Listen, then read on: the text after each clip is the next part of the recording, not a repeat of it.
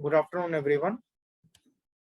Good afternoon, sir. Good afternoon, sir. Afternoon, sir. Good afternoon. Good afternoon, sir. Good afternoon, sir.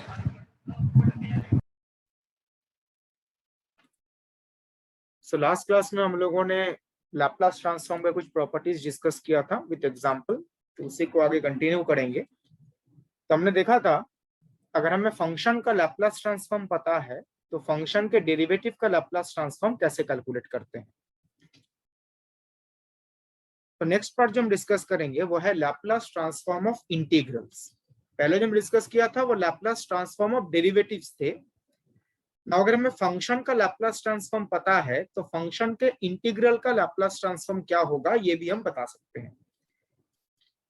देखिए property क्या है, if Laplace transform of F of T is G of S, तो F of T का Laplace transform क्या है, G of S, then Laplace transform of integral of F U from 0 to T, तो function का जो integral है उसका Laplace transform होगा 1/s इंटू जी एस। यहाँ पे ध्यान रखिएगा एफ ऑफ टी और एफ ऑफ क्यू इन दोनों का मैथमेटिकल फॉर्मेट सेम है। यहाँ पे लिमिट जो है वो टी के फॉर्म में है, इसलिए यहाँ पे दूसरा वेरिएबल यूज किया गया है। तो फंक्शन का लैपलास ट्रांसफॉर्म अगर जी ऑफ एस है तो फंक्शन के इंटीग्रल का लैपलास ट्रांसफॉर्म, इंटीग्रल का लिमिट है 0 टू टी, क्या होगा 1/s जी ऑफ एस। जो जी ऑफ एस है उसके साथ 1/s मल्टीप्लीकेशन में आ जाएगा। अभी आया कैसे, ये भी हम काफी आसानी से प्रूफ कर सकते हैं। लास्ट क्लास में हमने डेरिवेटिव का लैपलास ट्रांसफॉर्म क्या होता है वो डिस्कस किया था, तो वो प्रॉपर्टी भी हम यहाँ पे यूज करेंगे। तो जिस इंटीग्रल का लैपलास ट्रांसफॉर्म कैलकुलेट करना है उसको एक कुछ एज्यूम कर लेते हैं, तो integration 0 to T F U D U, तो ये बेसिकली टी का ही फंक्शन होगा। पहले क्या करेंगे, यू के रिस्पेक्ट पे इंटीग्रेशन, फिर लिमिट रिप्लेस करेंगे, तो सम फंक्शन ऑफ टी, उसको मान लेते हैं फाई टी, और इस फाई टी का ही लैपलास ट्रांसफॉर्म हमें कैलकुलेट करना है। ओके, हम क्या कर रहे हैं, दोनों तरफ डेरिवेटिव कैलकुलेट करते हैं टी के रिस्पेक्ट में।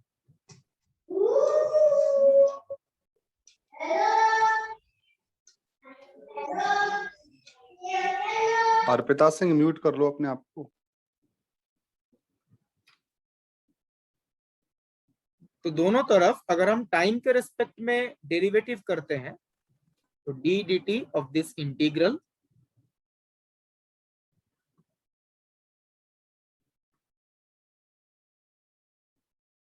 And right hand side phi है तो डेरिवेटिव करेंगे तो डी फाई डी।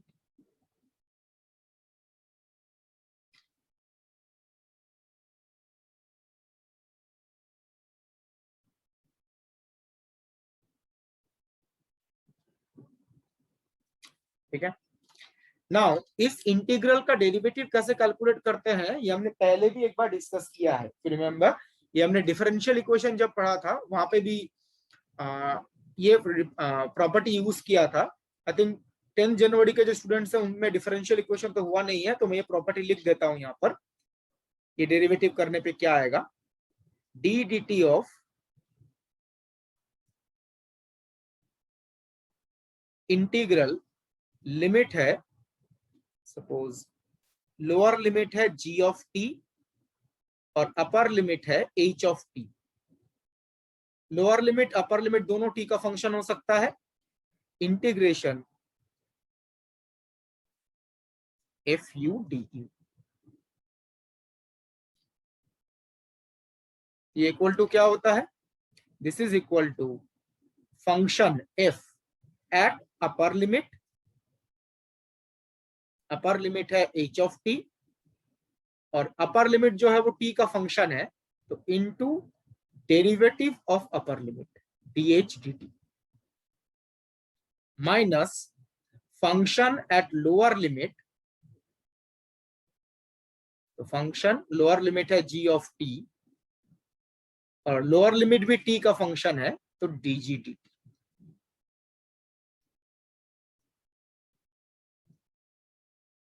तो इस टाइप के इंटीग्रल का डेरिवेटिव आप ये रूल अप्लाई करके कैलकुलेट कर सकते हैं। क्या है?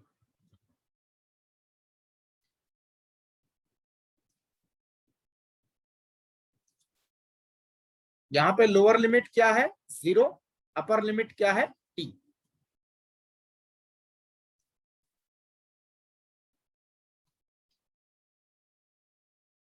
ठीक है, लोअर लिमिट जिसको हम डी जी बोल रहे हैं वो यहाँ पे 0 है, और जो h of t upper limit है वो यहाँ पे t है। तो यहाँ पे हम ये रूल अप्लाई करके ये लेफ्ट हैंड साइड में डेरिवेटिव वाला पार्ट क्या होगा वो बता सकते हैं। ठीक है, तो मैं आगे प्रोसीड कर रहा हूं। Upper limit t, lower limit 0।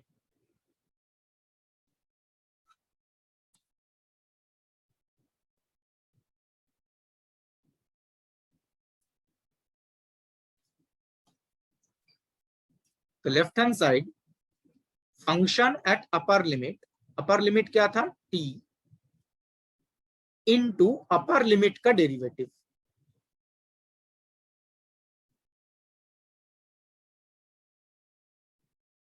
Minus function at lower limit क्या था? 0, f at lower limit 0 into lower limit का डेरिवेटिव।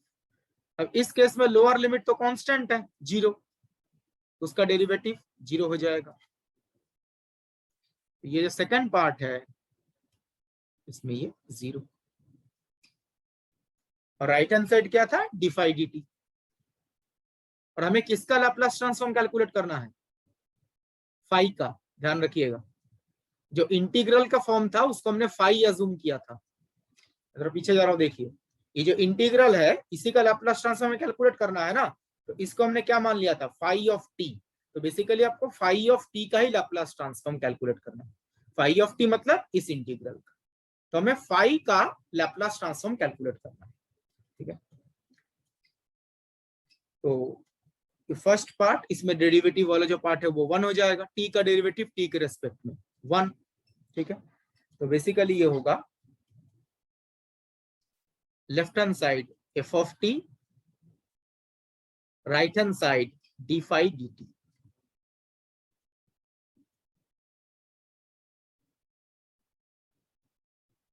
ठीक है, now हम क्या करेंगे? दोनों तरफ t के ही फंक्शन है तो हम दोनों तरफ लैप्लस ट्रांसफॉर्म कैलकुलेट करते हैं। दोनों तरफ लैप्लस ट्रांसफॉर्म कैलकुलेट करते हैं। तो लेफ्ट हैंड साइड में जो f ऑफ t है, f ऑफ t का लैप्लस ट्रांसफॉर्म क्या बोल रहे थे? g of s। तो f ऑफ t का Laplace transform g of s जो हमें पता है। हमें फाई का लैप्लस ट्रांसफॉर्म कैलकुलेट करना है। डी फाई dt का लैप्लस ट्रांसफॉर्म क्या लिख सकते हैं? लास्ट क्लास में बताया था डेरिवेटिव का लैप्लस ट्रांसफॉर्म का फॉर्मूला क्या होता है, क्या रूल फॉलो करता है? क्या होगा? s gs, मतलब यहाँ पे होगा Laplace transform of phi of T. जैसे फाई का डेरिवेटिव है तो s इंटू जीएस होता है।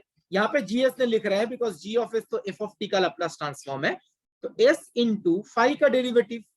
ठीक है, फाई का Laplace transform minus value of phi at t equal to 0। तो डेरिवेटिव का लैप्लस ट्रांसफॉर्म का जो प्रॉपर्टी बताया गया था वो यहाँ पे लिख दिया गया। ये डी फाई dt का लैप्लस ट्रांसफॉर्म। ओके, अब मुझे बताइए जो फाई है, फाई ऑफ टी, ये था integration 0 to t fu du। इसका वैल्यू t इक्वल टू 0 पे कितना होगा?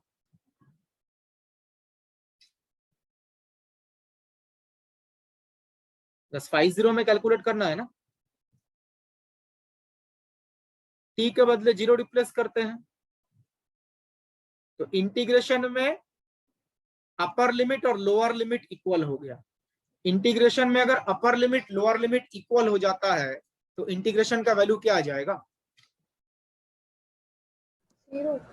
0। अल्टीमेटली क्या होता है? Upper limit minus lower limit. Upper limit पे क्या वैल्यू है, लोअर लिमिट की क्या वैल्यू है। अगर अपर लिमिट लोअर लिमिट ही सेम आ जाए तो इंटीग्रेशन का वैल्यू ऑब्वियसली 0 आएगा। तो यहाँ पे जो फाई है उसका वैल्यू t इक्वल टू 0 पे 0 है, तो यहाँ पे रिप्लेस करते हैं, ये जो है दिस इज 0। तो हमें कैलकुलेट क्या करना था, हमें फाई का लैप्लास ट्रांसफॉर्म कैलकुलेट करना था। तो देखिए Laplace transform of phi of t, अब क्या लिख सकते हो, 1/s into G of S.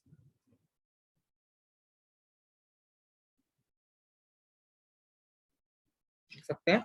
और फाई ऑफ टी बेसिकली है क्या, phi of T is the integral, तो Laplace transform of the integral 0 to t fu du, इसी को फाई ऑफ टी बोला गया था। तो इस इंटीग्रल का लैप्लास ट्रांसफॉर्म होगा 1/s into G of S. इस तरीके से आप प्रूफ कर सकते हैं। ये प्रॉपर्टी कैसे आता है,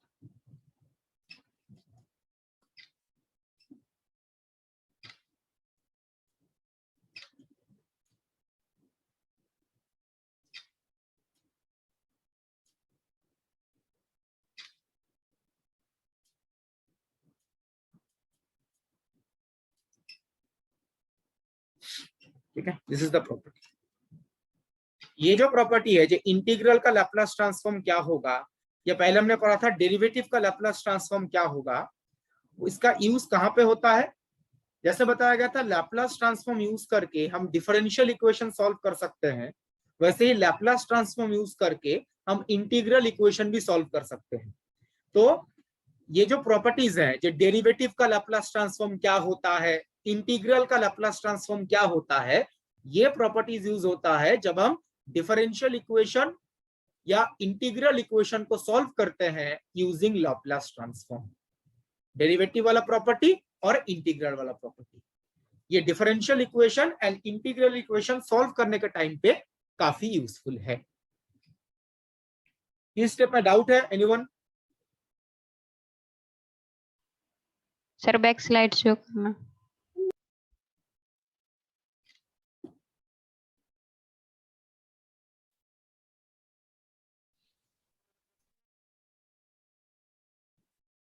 सर ये फर्स्ट स्लाइड है। Thank you sir.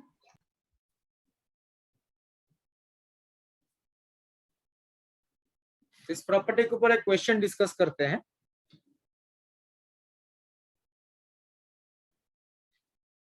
Please try this.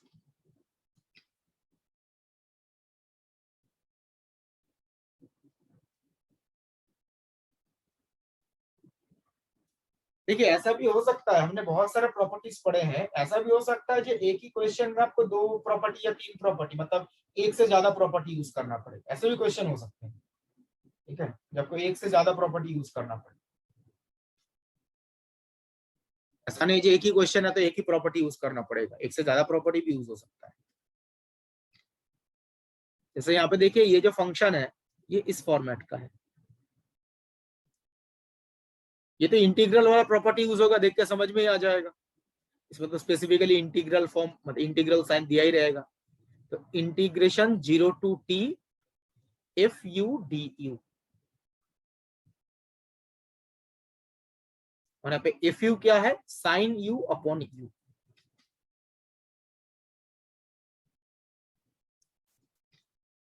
तो यहां से आपको पता चल जाएगा जो f ऑफ t है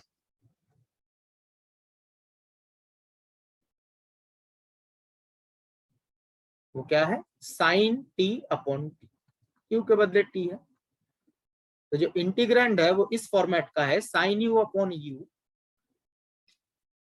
एफ ऑफ t है साइन t अपॉन t। ठीक है, तो अकॉर्डिंग टू द प्रॉपर्टी अगर हमें इस फंक्शन का लैप्लास ट्रांसफॉर्म कैलकुलेट करना है, इस फंक्शन का, तो हमें किसका लैप्लास ट्रांसफॉर्म पता होना चाहिए, sine T by T. Sine T by T का, ये जो फंक्शन है इसका लैप्लास ट्रांसफॉर्म पता होना चाहिए। तो यहाँ पे हमारा मेन एम होगा पहले एफ ऑफ टी का Laplace transform ji of S calculate करना, बिकॉज हमें एफ ऑफ टी का लैप्लास ट्रांसफॉर्म पता है, तो यूजिंग द प्रॉपर्टी हम इस इंटीग्रल का लैप्लास ट्रांसफॉर्म बता सकते हैं। तो देखिए साइन टी का लैप्लास ट्रांसफॉर्म हमें पता है, तो Laplace transform of sine T क्या होता है? A upon S square plus A square, A यहाँ पे 1 है तो 1 upon S square plus square 1. Plus 1। ठीक है, तो साइन टी का लैप्लास ट्रांसफॉर्म पता है। तो बताइए साइन टी का लैप्लास ट्रांसफॉर्म अगर हमें पता है तो साइन टी अपॉन टी इसका लैप्लास ट्रांसफॉर्म भी कैलकुलेट कर सकते हैं। Yes, sir. लास्ट क्लास में प्रॉपर्टी पढ़ा था, अगर एफ ऑफ टी का पता है तो एफ टी अगर डिवीजन में होगा तब भी हमें पता होगा। सपोज दिस इज, ये जो आया this is capital G of S, इसका लैप्लास ट्रांसफॉर्म क्या होगा? साइन टी अपॉन टी का प्रॉपर्टी क्या था? S to GST GUT. S to infinity capital G of U D U, ये प्रॉपर्टी लास्ट क्लास में बताया गया था। ये टी डिवीजन में होगा तो इस तरीके से आप लैप्लास ट्रांसफॉर्म कैलकुलेट करते हैं। तो जस्ट आप ये लिखिए 1 अपॉन ए स्क्वायर प्लस 1 और ये इंटीग्रेशन कीजिए। आई थिंक ये क्वेश्चन लास्ट क्लास में डिस्कस किया था। कितना आएगा ये? Please check. ऐसा एक क्वेश्चन लास्ट क्लास में था, उसमें था साइन 80 था, साइन 80 अपॉन टी, इसमें साइन टी है, क्या आ रहा है? Cot inverse S by A. S by A, यहाँ पे ए 1 है, ये होगा cot inverse S. Pi by 2 minus tan inverse आएगा जिसको हम कॉट इनवर्स लिख सकते हैं। तो साइन टी का लैप्लास ट्रांसफॉर्म पता है, ये प्रॉपर्टी यूज करके आप साइन टी अपॉन टी का कैलकुलेट कर सकते हैं। इसी को हम क्या बोलेंगे? G of S, F of T sine T by T, उसका लैप्लास ट्रांसफॉर्म। तो this is G of S.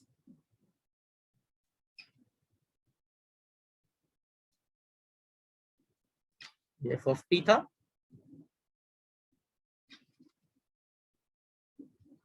Next हमें इसके इंटीग्रल का लैप्लास ट्रांसफॉर्म पता करना है। तो Laplace transform of integration from 0 to T sine T upon T.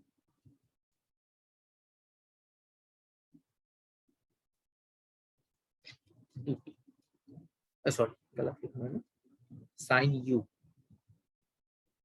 Upon you. तो इसका लैप्लास ट्रांसफॉर्म क्या होता है, क्या बताया गया? 1 upon S into G of S. G of S calculate किया है ऊपर, उसके साथ जस्ट 1 अपॉन एस मल्टीप्लाई करना है, you will get the answer.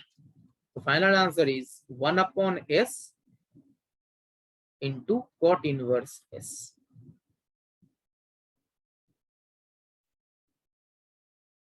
This is the final answer. इस स्टेप में कोई डाउट है तो please ask.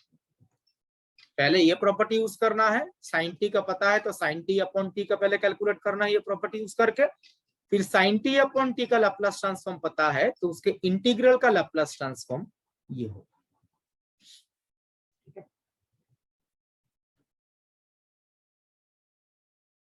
I think clear है everyone.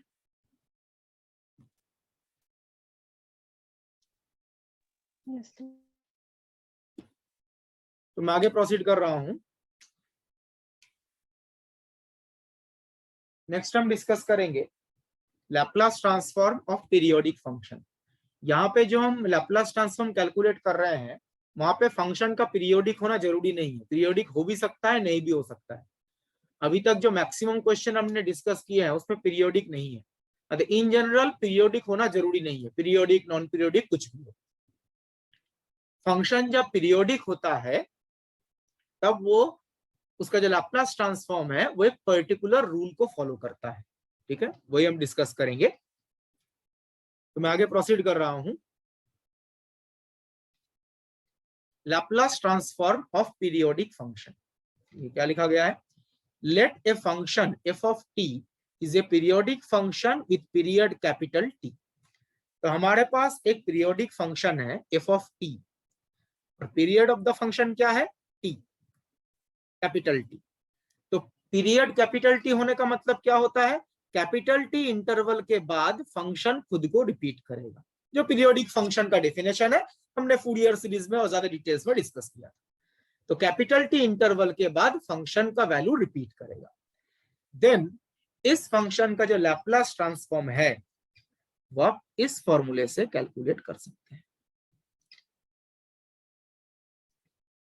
This is the formula for Laplace transform for a periodic function. 1/1 minus e to the power minus s capital T into integration from 0 to capital T ft e to the power minus st dt. Capital T क्या है? Capital T is the time period of the function. अब ये जो formula यहाँ पे लिखा गया है ये कहां से आया, मैं थोड़ा बहुत आइडिया दे देता हूं। ये फॉर्मूला भी लैप्लास ट्रांसफॉर्म का जो मेन डेफिनेशन बताया गया था उस मेन डेफिनेशन से डिराइव किया जाता है। जैसा अभी तक हमने देखा, जितने भी प्रॉपर्टीज हमने पढ़े हैं हर जगह पे जो लैप्लास ट्रांसफॉर्म का मेन डेफिनेशन है वही यूज किया गया है। अब यहाँ पर फंक्शन जो है वो पीरियोडिक है, फंक्शन पीरियोडिक है और पीरियड कितना है, कैपिटल टी। तो जो लिमिट ऑफ इंटीग्रेशन है वो 0 to इन्फिनिटी होता है। अगर हम लिमिट को ऐसे डिफरेंट पार्ट्स में डिवाइड करें, 0 to t, 0 to 2t and so on, तो सिंस ये पीरियोडिक फंक्शन है तो फंक्शन का जो बिहेवियर है वो रिपीट करेगा। जैसे 0 to t इस इंटरवल में फंक्शन का जो बिहेवियर है t to 2t इस रीजन में सेम बिहेवियर होगा, रिपीट करेगा। इस रीजन में जो बिहेवियर है सेम बिहेवियर इसके बाहर रिपीट करेगा। देन 2t to 3t फिर से रिपीटेशन होगा बिकॉज पीरियोडिक फंक्शन है। तो क्या किया जाता है, लैप्लास ट्रांसफॉर्म का जो मेन डेफिनेशन है वही यूज करते हैं। Integration f of t, sorry, Laplace transform of f of t is equal to integration 0 to infinity f of t into e to the power minus st dt.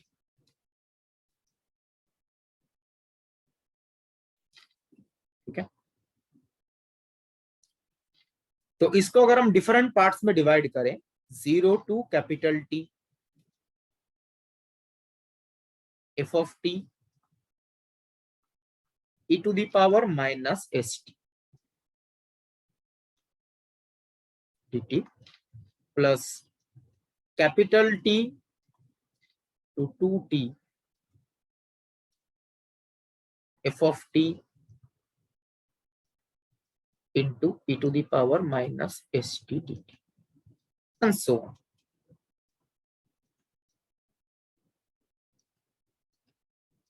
तो 0 to infinity में integration था उसको हमने different parts में divide किया। Now since ये function periodic है, मतलब सेम बिहेवियर रिपीट करेगा, तो बताइए 0 to t इस इंटरवल में इस इंटीग्रेंड का जो बिहेवियर होगा, t to 2t इंटरवल में इस इंटीग्रल का बिहेवियर तो सेम होगा।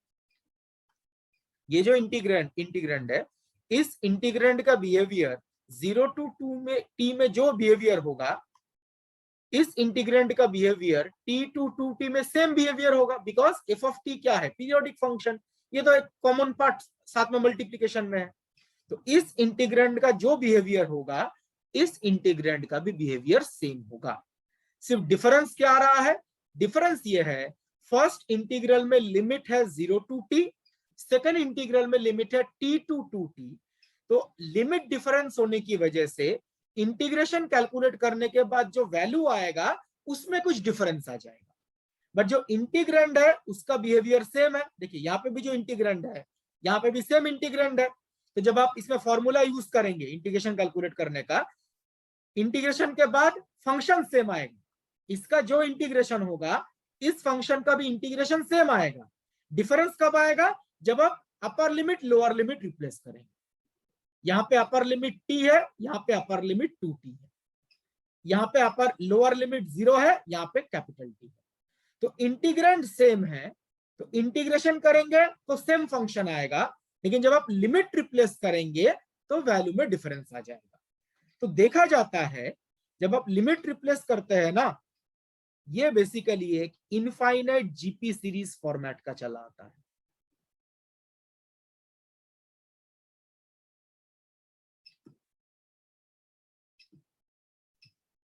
AR plus AR square and so on। ये इंटीग्रेशन के जो वैल्यूज है वो कैलकुलेट करेंगे, और कैलकुलेट करने के बाद जो आता है वो इस टाइप का एक सीरीज बन जाता है। A is the first term, तो इसको A बोल दिया गया, प्लस AR, मतलब A के साथ कुछ R मल्टीप्लीकेशन में होगा और ये वैल्यू आ जाएगा। तो ये एक इनफाइनाइट जीपी सीरीज फॉर्मेट में चला आता है। और इनफाइनाइट जीपी सीरीज का सम कितना होता है? A upon 1 minus R। इस सीरीज का सम होगा A upon 1 minus R। A is the first term, R is the common ratio. अगर आप ध्यान से देखें, ये जो पीरियोडिक फंक्शन के लैप्लास ट्रांसफॉर्म का फॉर्मूला यहाँ पे लिखा गया है, ये इनफाइनाइट जीपी सीरीज का सम के फॉर्म में ही है। देखिए, ये जो इंटीग्रल है, इंटीग्रल बेसिकली क्या रिप्रेजेंट कर रहा है?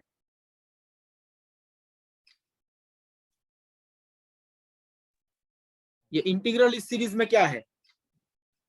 A first term, this is A first term of the infinite GP series, and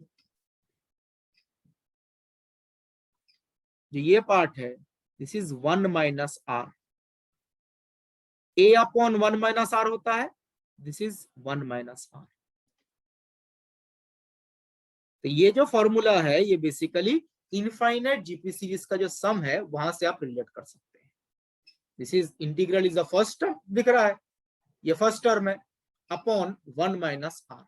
जब आप इंटीग्रेशन कैलकुलेट करते हैं तो देखेंगे ये जो पार्ट है e to the power minus st, it will behave like common ratio, common ratio की तरह बिहेव करेगा। ठीक है, इस तरीके से लैप्लास ट्रांसफॉर्म का मेन डेफिनेशन यूज करके पीरियोडिक फंक्शन के लिए और पीरियोडिक फंक्शन के लैप्लास ट्रांसफॉर्म के लिए यह फॉर्मूला डिराइव किया जाता है। एग्जाम में डायरेक्ट आप ये फॉर्मूला यूज करेंगे, पीरियोडिक फंक्शन है तो डायरेक्ट आप ये फॉर्मूला यूज कर सकते हैं। आई थिंक क्लियर है एवरीवन। मैं आगे प्रोसीड कर रहा हूं, इसके ऊपर एक क्वेश्चन डिस्कस करते हैं।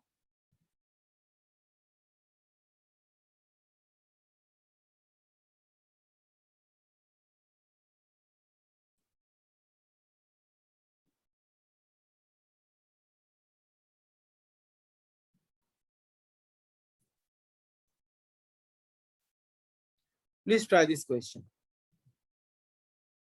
ये डीपीपी शीट में भी है ये question.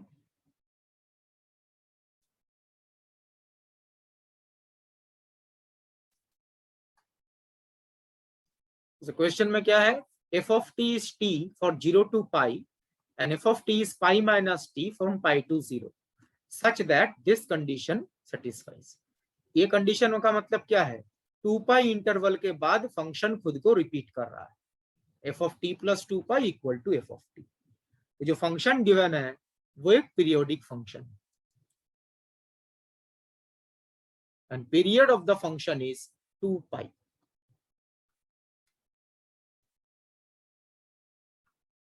This is periodic function,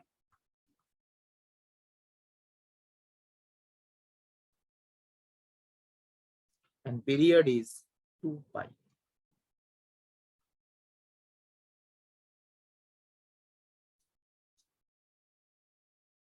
ठीक है, ये क्वेश्चन पढ़ के समझ में आ रहा है। इसका लैप्लास ट्रांसफॉर्म कैलकुलेट करने को बोला गया है। तो पीरियोडिक फंक्शन के लिए जो फॉर्मूला बताया गया वो यूज करते हैं। Laplace transform of f of t is equal to 1 upon 1 minus e to the power minus s capital T into integration 0 to capital T f of t into e to the power minus st। dt। और capital T कितना है 2 pi, replace करते हैं तो 1/1 minus e to the power -2 pi s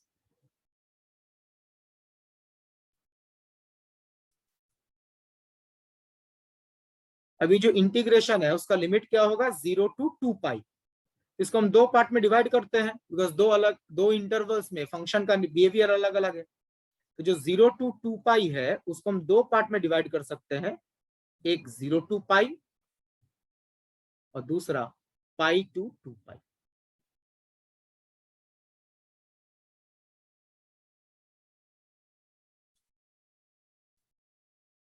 zero to pi में function है t, तो t into e to the power -st dt,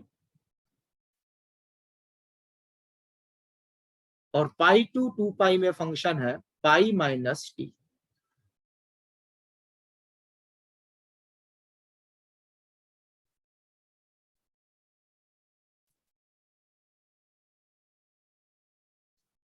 तो बाई पार्ट्स रूल अप्लाई करके आप इंटीग्रेशन का वैल्यू कैलकुलेट कर सकते हैं। Please do the calculation. इस स्टेप में डाउट है तो बताइए।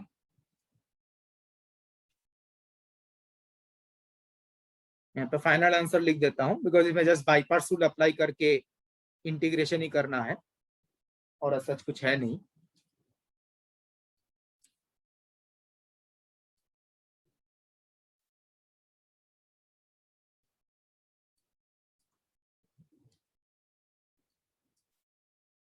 ये पार्ट सेम ये रहेगा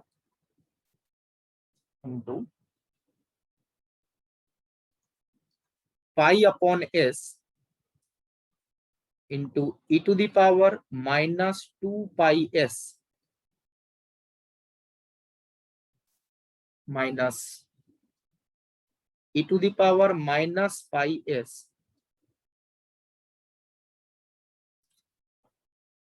प्लस 1/s स्क्वायर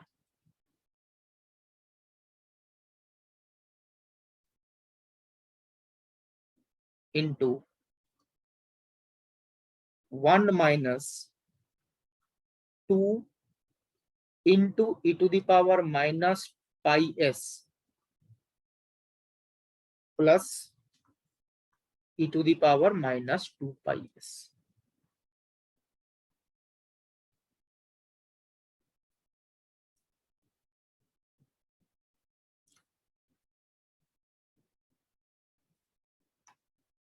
इसमें भी बाई पार्ट्स रूल अप्लाई कीजिए, इसमें बाई पार्ट्स रूल अप्लाई कीजिए, फिर upper limit lower limit replace करेंगे, फाइनल आंसर ये आ जाएगा।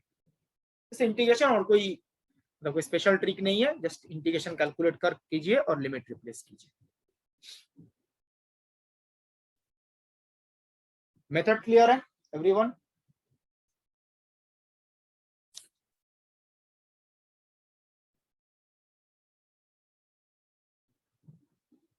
डाउट है तो प्लीज आस्क, अदरवाइज मैं आगे प्रोसीड करूंगा।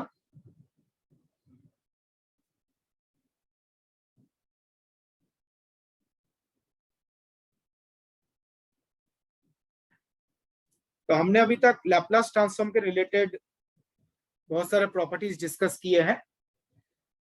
नेक्स्ट पार्ट जो हम डिस्कस करेंगे about inverse Laplace transform and उसके बाद लैप्लास ट्रांसफॉर्म के कुछ एप्लीकेशंस, ठीक है? बिकॉज लैप्लास ट्रांसफॉर्म का जो एप्लीकेशंस है उनमें इनवर्स लैप्लास ट्रांसफॉर्म का भी यूज होता है, तो पहले इनवर्स लैप्लास ट्रांसफॉर्म डिस्कस कर लेते हैं। मैं आगे प्रोसीड कर रहा हूं।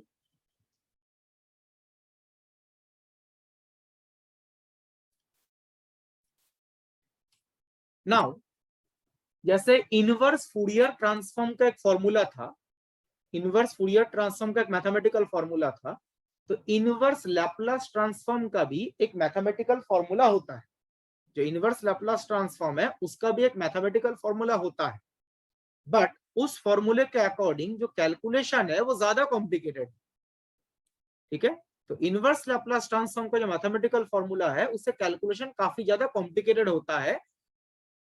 प्रैक्टिकल एप्लीकेशन में उन इंटीग्रेशन को कैलकुलेट करने का कोई जरूरत नहीं पड़ता। तो हम इनवर्स लैप्लास कैसे कैलकुलेट करते हैं? जैसे हमने देखा था एफ ऑफ टी का लैप्लास ट्रांसफॉर्म क्या है? G of S. तो अगर हम जी ऑफ एस का इनवर्स लैप्लास करेंगे तो सेम फंक्शन वापस आएगा। एफ ऑफ टी का Laplace transform ji of S का inverse Laplace transform F of T. तो हमने लैप्लास ट्रांसफॉर्म के लिए जो फॉर्मूलेस पढ़े थे, जो किस फंक्शन का लैप्लास ट्रांसफॉर्म क्या होता है, उसका जो ऑर्डर है वो रिवर्स कर देते हैं। जैसे हमने क्या पढ़ा था, 1 का लैप्लास ट्रांसफॉर्म क्या होता है? 1 का लैप्लास ट्रांसफॉर्म होता है 1/s। तो 1/s का इनवर्स लैप्लास ट्रांसफॉर्म क्या होगा? 1। तो किसी फंक्शन के अंदर अगर 1/s प्रेजेंट है और इसका इनवर्स लैप्लास ट्रांसफॉर्म कैलकुलेट करना है तो हम 1 लिख सकते हैं। तो लैप्लास ट्रांसफॉर्म में जो रिजल्ट हम याद रखते हैं, ठीक है, जिस फंक्शन का लैप्लास ट्रांसफॉर्म क्या है, उन सारे रिजल्ट का ऑर्डर रिवर्स कर दीजिए। जैसे देखिए T to the power n का लैप्लास ट्रांसफॉर्म क्या होता है? T to the power n का एनीवन?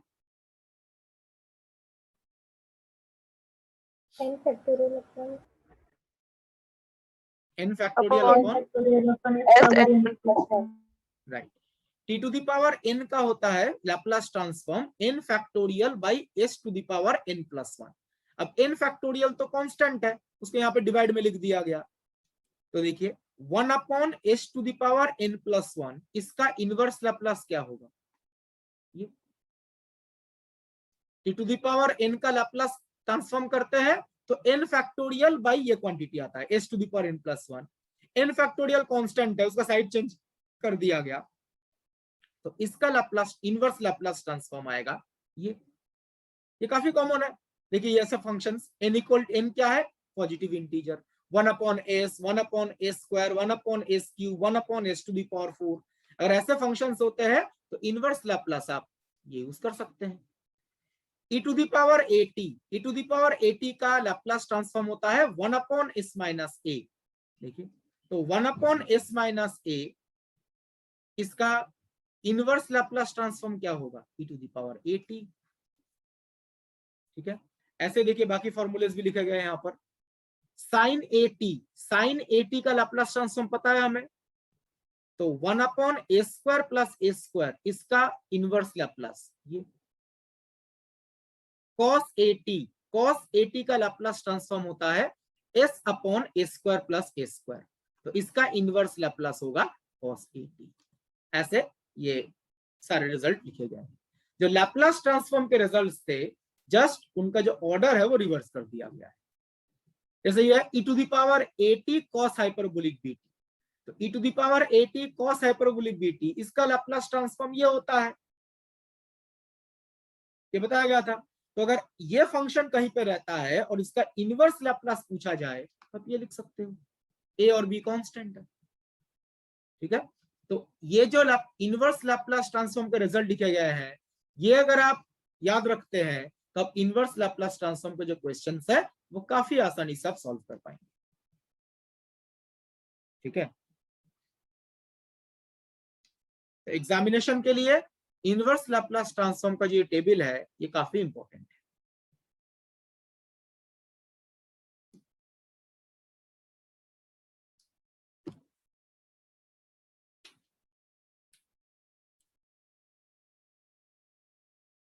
नोट डाउन कर लिया है? second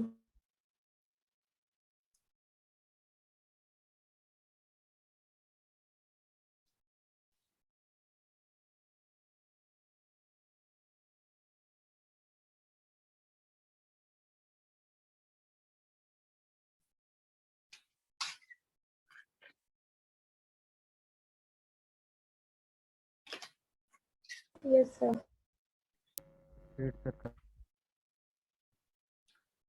इसके ऊपर कुछ क्वेश्चन डिस्कस करते हैं।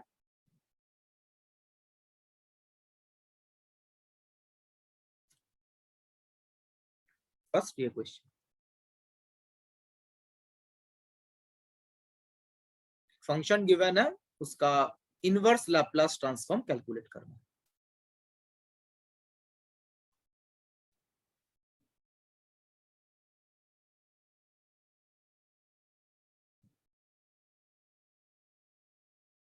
अब देखिए अगर इस टाइप का फंक्शन गिवन है, इसको हम 3 पार्ट में डिवाइड कर सकते हैं। दिया जाएगा 1/s minus 3/s² plus 4/s³।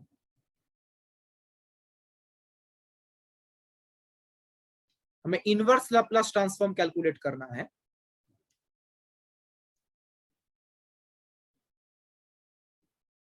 तब f ऑफ t, तो g ऑफ s का inverse Laplace transform f of t which is equal to, term by term inverse Laplace calculate करेंगे। Inverse Laplace of 1/s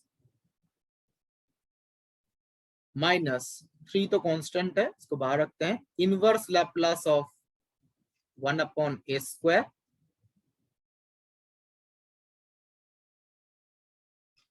plus 4 inverse Laplace transform of 1/s³।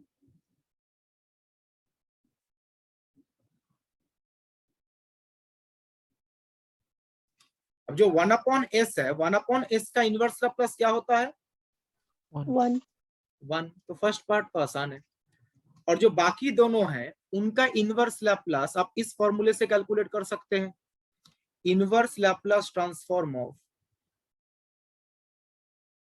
1/s⁻n+1। अभी जो last slide में कुछ result बताए गए थे, इसका इनवर्स लैप्लस क्या होता है?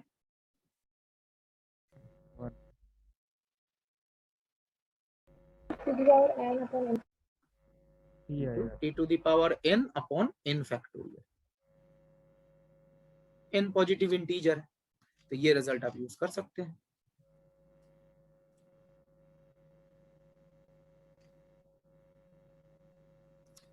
चेक करके देखिए, अगर कंपेयर करें 1/s², ये 1/s², यहाँ पे अगर आप देखिए ये 1/s² इसी फॉर्मेट का है, n का वैल्यू कितना है कंपेयर करें? 1। और 1/s³ भी इस फॉर्मेट का है, n का वैल्यू 2 है। ठीक है, तो ये रिजल्ट यूज कीजिए। इसमें n का वैल्यू 1 है और थर्ड पार्ट में n का वैल्यू 2 है।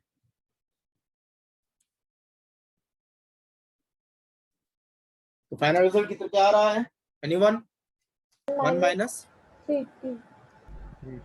3t plus 2t²। बिल्कुल सही। तो फर्स्ट पार्ट से तो आएगा 1 माइनस, सेकेंड पार्ट से आएगा 3t और थर्ड पार्ट से आएगा 2t²। तो this is the inverse Laplace transform of the given function.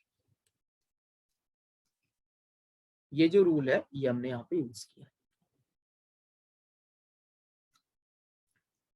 Clear everyone? Yes sir. तो मैं आगे प्रोसीड कर रहा हूं।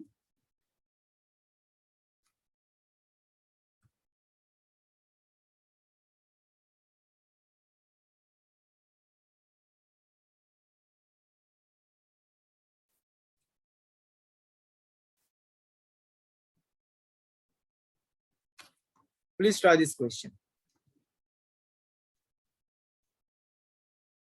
ये डीपीपी शीट का क्वेश्चन है।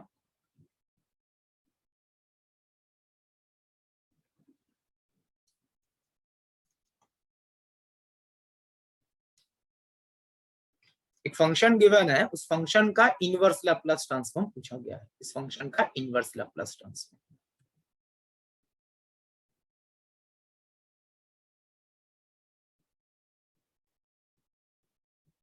अब नोटिस करो, जो फर्स्ट टर्म और सेकंड टर्म है, मतलब फर्स्ट टर्म की बात करते हैं, ये जो फर्स्ट टर्म है दिस वन, ये क्या इस टाइप का नहीं है? सॉरी, ये नहीं, प्लस था ना, माइनस था इसमें, प्लस। हाँ, ये टाइप का नहीं है जो फर्स्ट टर्म है। s-a/s-a² plus b²। पहले दोनों टर्म इस फॉर्मेट के हैं, ये जो फॉर्मेट है। तो ये आपको आइडेंटिफाई करना है, जो पहले दोनों टर्म्स हैं, this one and this one, दोनों ही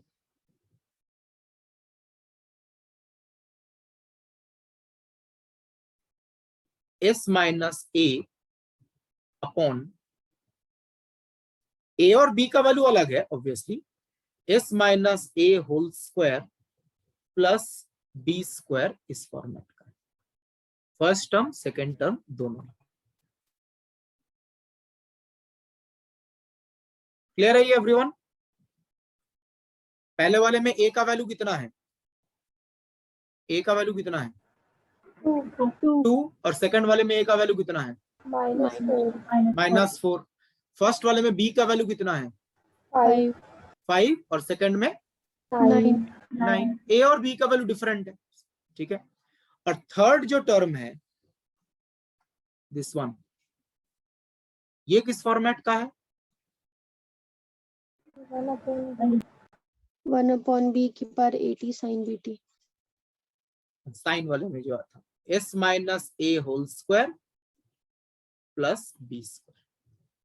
और इनका इनवर्स लैप्लस ट्रांसफॉर्म क्या होता है ये हमें पता है, ठीक है। तो कैलकुलेट कीजिए, बी ऑप्शन आएगा, सेकंड ऑप्शन करेक्ट है, बिल्कुल सही, सेकंड ऑप्शन करेक्ट है। तो जस्ट आपको आइडेंटिफाई करना है ये इन फॉर्मेट्स का है और इनका इनवर्स लैप्लस ट्रांसफॉर्म क्या होता है वो हमें पता है। तो F of T will be, जो फर्स्ट टर्म है उसमें e टू द पावर 2t इंटू कॉस 5t, a का वैल्यू 2 है, b का वैल्यू 5 है। सेकेंड पार्ट, a का वैल्यू -4, b का वैल्यू 9, तो e to the power -4t cos 9t। और थर्ड वाले पार्ट में क्या आएगा? 1/a e to the power 80 sin bt। Third part में a का वैल्यू कितना है? -2 a का वैल्यू है -2 और b का वैल्यू है 3 3, तो 1/b आएगा, सॉरी, तो ये आएगा 1/3 e to the power 80 sin bt। तो बी ऑप्शन करेक्ट है।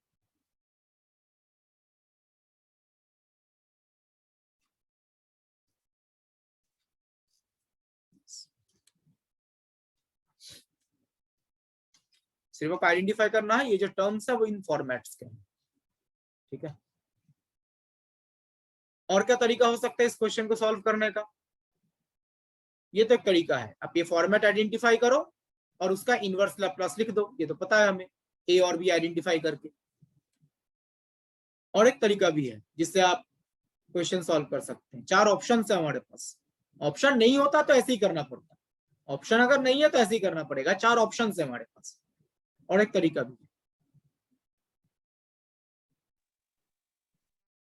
आप यहाँ पे नोटिस करो क्वेश्चन में क्या गिवन है? g of s। ये जो क्वेश्चन में गिवन है बेसिकली क्या है? g ऑफ s है। और जो 4 ऑप्शन में गिवन है वो क्या है? f ऑफ t है ना। इसका मतलब जो f ऑफ t है उसका अगर आप लैप्लस ट्रांसफॉर्म कैलकुलेट करो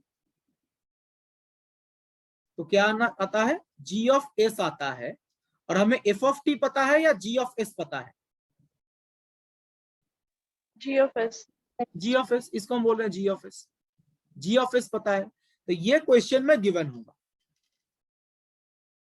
और इसी का इनवर्स लैप्लस पूछा गया है।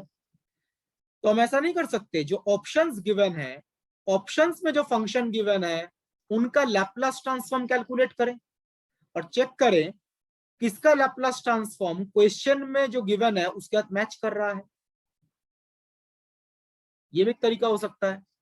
जो ऑप्शंस है दिस वन, जो ऑप्शंस है इनमें जो फंक्शंस है इनका लैप्लस ट्रांसफॉर्म कैलकुलेट करते हैं और चेक करते हैं किस ऑप्शन में अगर आप लैप्लस ट्रांसफॉर्म कैलकुलेट करो वो क्वेश्चन में गिवन फंक्शन के साथ मैच कर रहा है। तो ये भी एक तरीका हो सकता है जब ऑप्शन से चेक करें ये कौन सा ऑप्शन में लैप्लस ट्रांसफॉर्म मैच कर जाएगा।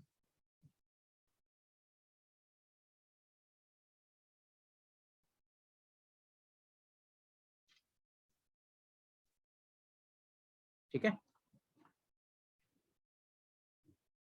तो पहला तरीका है ये फॉर्मेट्स आइडेंटिफाई करना, फिर उनका इनवर्स लैप्लास ट्रांसफॉर्म।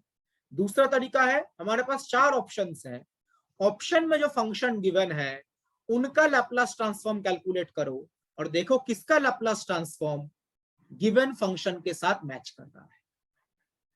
ठीक है ना? क्लियर है एवरीवन?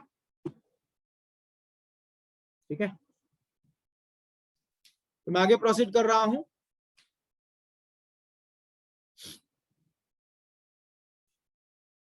तो इनवर्स लैप्लास वाले क्वेश्चन में और एक टाइप के क्वेश्चन भी पूछे जाते हैं जिसमें हमें पार्शियल फ्रैक्शन में पहले ब्रेक करना होता है और फिर इनवर्स लैप्लास ट्रांसफॉर्म कैलकुलेट करना होता है, बिकॉज जो फॉर्मेट गिवन होता है ना वो देख के आप डायरेक्ट इनवर्स लैप्लास नहीं बता सकते।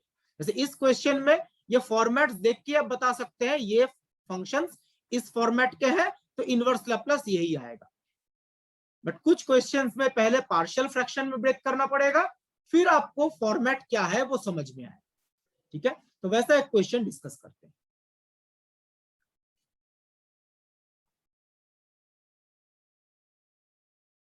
फंक्शन है उसका इनवर्स लैप्लास ट्रांसफॉर्म कैलकुलेट करने को बोला गया है। अब यहाँ पे देखो जो इनवर्स लैप्लास ट्रांसफॉर्म का टेबल है उसमें कहीं पे भी इस फॉर्मेट का फंक्शन है, एग्जैक्टली इस फॉर्मेट का जो भी टेबल बताया जाता। No sir. एग्जैक्टली ये फंक्शन तो कहीं पे नहीं है, बिकॉज यहाँ पे देखिए 4 5 के बदले कोई दूसरा नंबर भी हो सकता था। तो एग्जैक्टली इस फॉर्मेट का कोई भी फंक्शन लैप्लास इनवर्स लैप्लास वाले टेबल में तो नहीं बताया गया। तो हम पहले क्या करेंगे, इसको पहले हम पार्शियल फ्रैक्शन में ब्रेक करेंगे। तो आप नोटिस करो जो डिनोमिनेटर है उसमें s-1 2 बार आ रहा है, s-1 होल स्क्वायर, और s+2 ये फैक्टर एक बार आ रहा है। तो यहां पर जो गिवन फंक्शन है 4s + 5 upon s-1 whole square into s+2,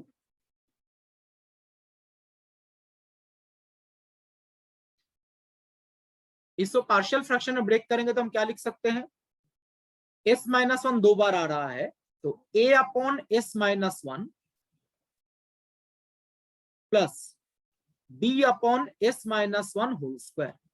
complex analysis वाले पार्ट में भी हमने इस टाइप के कैलकुलेशन किए थे, ये ज्यादा ध्यान है Taylor and Laurent's series expansion वाले पार्ट में पार्शियल फ्रैक्शन में ब्रेक करना, plus c upon s+2।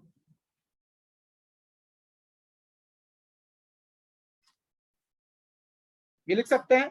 Now just आपको क्या करना है, दोनों तरफ कंपेयर करके ए बी सी का वैल्यू बताना है। तो देखिए राइट हैंड साइड में अगर आप एलसीएम लेते हैं तो एलसीएम आएगा s-1 whole square into s+2, ऊपर होगा a into s-1 into s+2 sorry, plus b into s+2 plus c into s-1 whole square.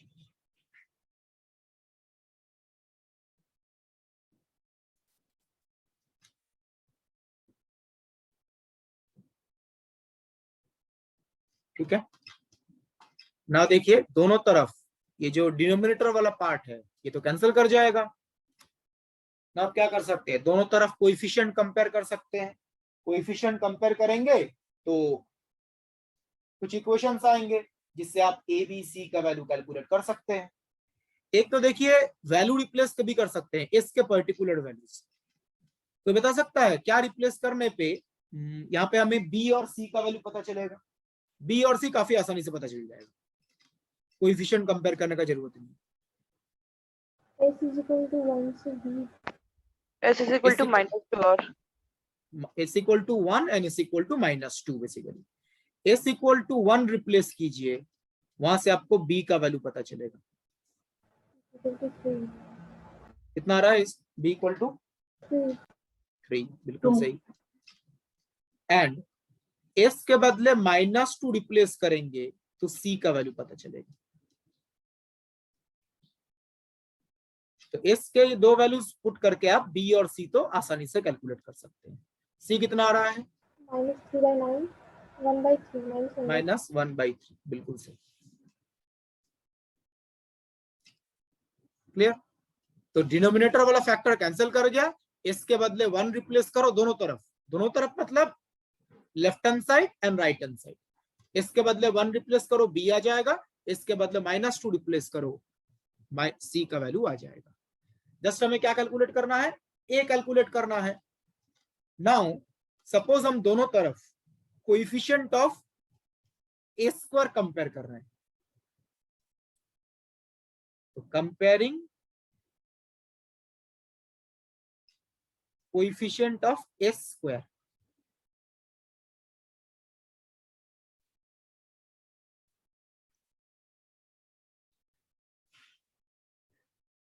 Left hand side में a² का कोएफिशिएंट क्या है?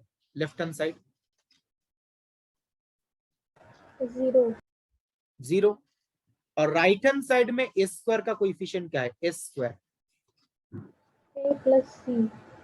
a plus c। यहाँ पे देखिए, यहाँ पे एक a² आएगा, कोएफिशिएंट a है, और यहाँ पे एक a² आएगा, कोएफिशिएंट c है। तो यहाँ पे आएगा a प्लस c। c का वैल्यू ऑलरेडी हमने कैलकुलेट कर लिया है, वहां से आप काफी आसानी से a का वैल्यू भी बता सकते हैं। तो a इज +1/3।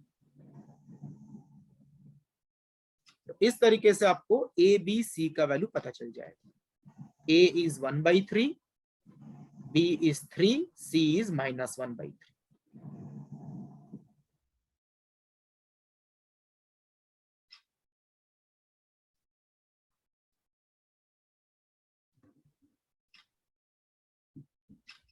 क्लियर है कैलकुलेशन एवरीवन? जी सर। हमने यहाँ पे गिवन फंक्शन को पार्शियल फ्रैक्शन में ब्रेक कर दिया। अब देखिए पार्शियल फ्रैक्शन में क्यों ब्रेक किया? पार्शियल फ्रैक्शन में ब्रेक करने के बाद ये जो फंक्शंस है ABC तो कांस्टेंट्स हैं, 1/s minus a, 1/s minus a whole square, 1/s minus a, ये जो फंक्शंस हैं इनका इनवर्स लैप्लास तो हमें पता है ना? Yes, sir. ठीक है, जो टेबल में देखिए ये जो पार्ट है 1/s minus a whole to the power n+1, n integer होता है, तो 1/s minus a whole to the power n+1 इसका इनवर्स लैप्लास ट्रांसफॉर्म होता है ये। इसलिए हमने पार्शियल फ्रैक्शन में ब्रेक किया। ब्रेक करेंगे तो ऐसे टर्म्स आ जाएंगे, और इसका इनवर्स लैप्लास हमें पता है। मैं आगे प्रोसीड कर रहा हूं। तो जो गिवन फंक्शन है g ऑफ s, उसको पार्शियल फ्रैक्शन में ब्रेक किया तो ये आ जाएगा। a का वैल्यू था 1/3, तो a इंटू 1/s माइनस 1। किसी का माइक ऑन है, प्लीज ऑफ कीजिए। प्लस b था 3 into 1/s minus 1 whole square, और c का वैल्यू था -1/3, तो c इंटू 1/s प्लस 2।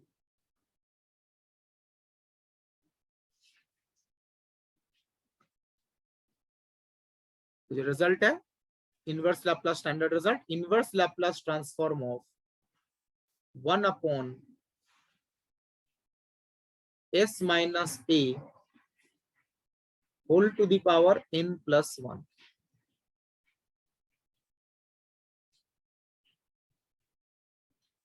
ये होता है e to the power at into t to the power n upon n factorial.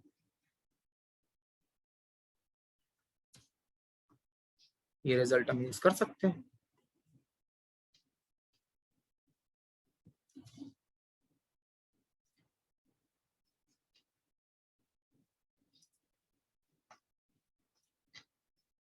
जो फर्स्ट टर्म है इसमें ए का वैल्यू कितना है, ए और N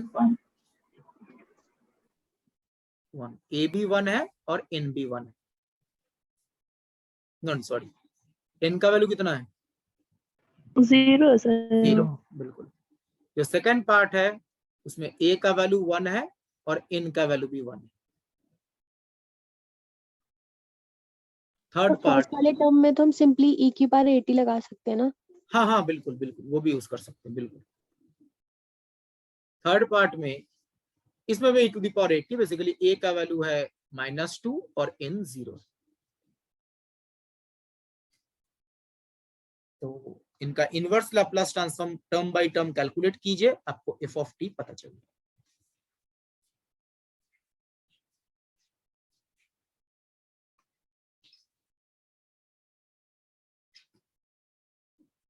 f of t will be equal to, first term क्या आएगा, 1/3 e की power t, second term 3t 3t e to the power t, बिल्कुल सी, बिल्कुल सही। और थर्ड पार्ट -1/3 की power -2t। So this is the inverse Laplace transform of the given function.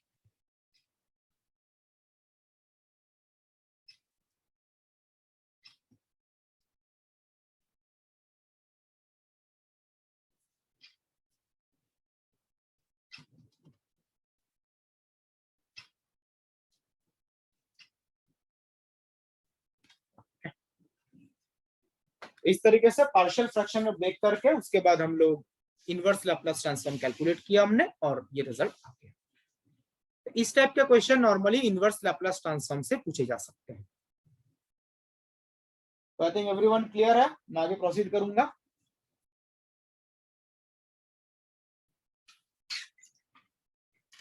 तो next हम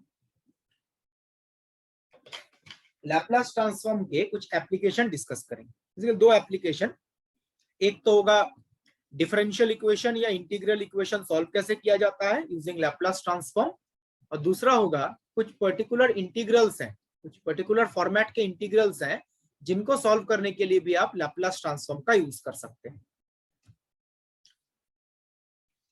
तो फर्स्ट एप्लीकेशन लिखा गया है solving linear ordinary differential equation with constant coefficient. Linear ordinary differential equation with constant coefficient, इनको solve करने के लिए हम लैप्लस ट्रांसफॉर्म का यूज कर सकते हैं। तो इस स्लाइड में जो लिखा गया है, जो स्टेप्स हम फॉलो करते हैं डिफरेंशियल इक्वेशन को सॉल्व करने के लिए, जो स्टेप्स फॉलो किए जाते हैं वो क्या स्टेप्स है देखिए। Step 1, take Laplace transform on both sides of the given linear differential equation. Question में जो लीनियर डिफरेंशियल इक्वेशन गिवन होगा उसके दोनों तरफ लैप्लस ट्रांसफॉर्म कैलकुलेट कीजिए टर्म बाय टर्म। ठीक है, ईच एंड एवरी टर्म का लैप्लस ट्रांसफॉर्म कैलकुलेट कीजिए। इससे फायदा क्या होगा, इससे फायदा ये होगा जो लीनियर डिफरेंशियल इक्वेशन है वो एक अलजेब्राइक इक्वेशन में कन्वर्ट हो जाएगा। तो क्वेश्चन में क्या गिवन है, एक डिफरेंशियल इक्वेशन, दोनों तरफ term by term integration Laplace transform calculate कीजिए, उससे वो डिफरेंशियल इक्वेशन एक अलजेब्राइक इक्वेशन में कन्वर्ट हो जाएगा। और ये लैप्लस ट्रांसफॉर्म जब हम कैलकुलेट करेंगे, जितने भी प्रॉपर्टीज हमने पढ़े हैं ना, उन प्रॉपर्टीज का कहीं ना कहीं पे यूज होगा। डेरिवेटिव का लैप्लस ट्रांसफॉर्म क्या होता है, इंटीग्रल का लैप्लस ट्रांसफॉर्म क्या होता है, वो सारी चीजें यूज होंगी। इससे डिफरेंशियल इक्वेशन एक अलजेब्राइक इक्वेशन में कन्वर्ट हो जाएगा। एंड डिफरेंशियल इक्वेशन के कंपैरिजन में अलजेब्राइक इक्वेशन सॉल्व करना ज्यादा आसान है। तो सेकंड स्टेप क्या होगा, सॉल्व द अलजेब्राइक इक्वेशन। जो फर्स्ट स्टेप में आपको अलजेब्राइक इक्वेशन मिला है, उस अलजेब्राइक इक्वेशन को सॉल्व करेंगे। तो अलजेब्राइक इक्वेशन को सॉल्व करेंगे, जो सॉल्यूशन होगा वो g ऑफ s को रिप्रेजेंट करेगा। ठीक है, तो फर्स्ट स्टेप में जो अलजेब्राइक इक्वेशन है उसको सॉल्व करेंगे, सॉल्यूशन होगा g ऑफ s, और g ऑफ s बेसिकली क्या है, Laplace transform of f of t। तो बताइए, जो डिफरेंशियल इक्वेशन है उसका सॉल्यूशन क्या था, f ऑफ t, जो डिफरेंशियल इक्वेशन है उसका सॉल्यूशन एफ ऑफ टी है। हमें सेकेंड स्टेप में क्या पता चला, G of S. G of S से एफ ऑफ टी कैसे कैलकुलेट करेंगे, इनवर्स लैप्लास ट्रांसफॉर्म। तो सेकेंड स्टेप में जो जी ऑफ एस मिला है, थर्ड स्टेप में उसका इनवर्स लैप्लास ट्रांसफॉर्म कैलकुलेट करेंगे, उससे हमें एफ ऑफ टी मिलेगा। और एफ ऑफ टी का रिप्रेजेंट करेगा solution of the given differential equation.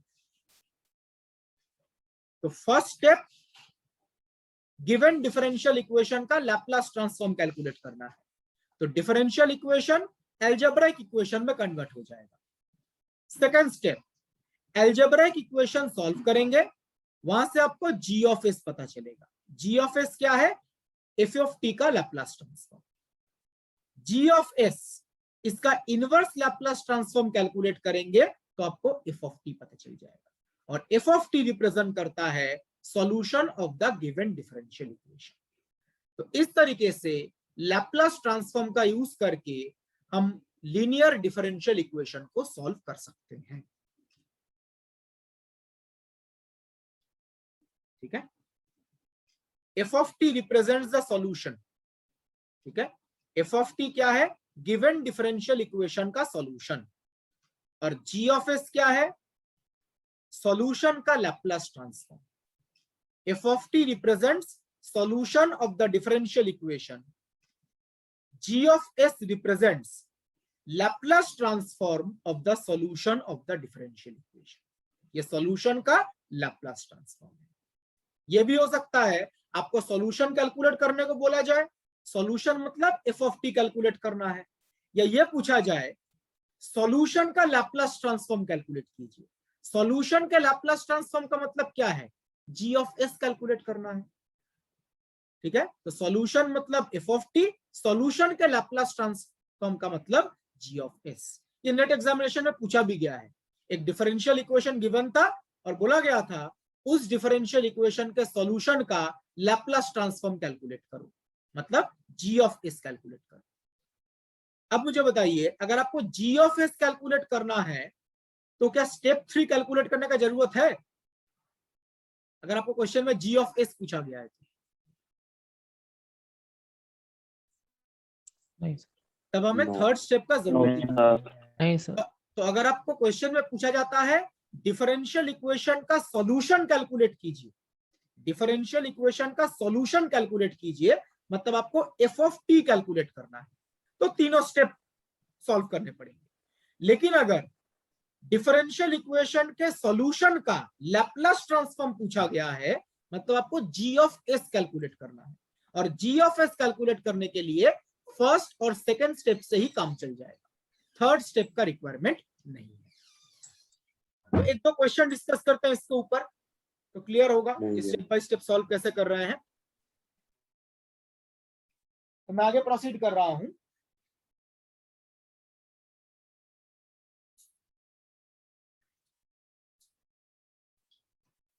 तो solve the differential equation using Laplace transform. एक डिफरेंशियल इक्वेशन गिवन है, इसको सॉल्व करना है लैप्लास ट्रांसफॉर्म यूज करके।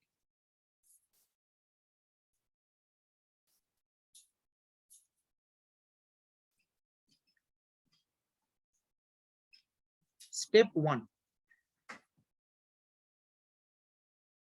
वन है गिवन डिफरेंशियल इक्वेशन का लैप्लास ट्रांसफॉर्म कैलकुलेट करेंगे term by term on both sides. ये डिफरेंशियल इक्वेशन है, इसका लैप्लास ट्रांसफॉर्म।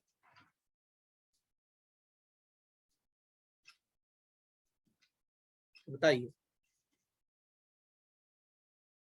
फर्स्ट टर्म पहले आते हैं y। y का लैप्लास ट्रांसफॉर्म क्या लिख सकते हैं, y किसका फंक्शन है, t का। तो y का लैप्लास ट्रांसफॉर्म अगर g ऑफ s है तो d2y d2 का लैप्लास ट्रांसफॉर्म क्या होगा, सेकेंड ऑर्डर डेरिवेटिव का, s square g of s minus क्या था, कल डिस्कस किया था, s इंटू f एट 0 यहाँ पे f के बदले क्या है y, तो y at t equal to 0 minus y dash at t equal to 0।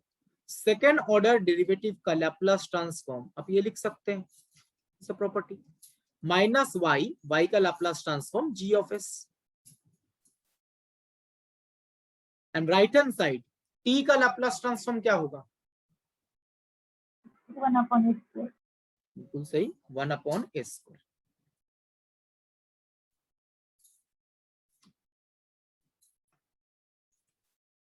इसमें आप नोटिस करो क्वेश्चन में कुछ इनिशियल कंडीशन गिवन होंगे।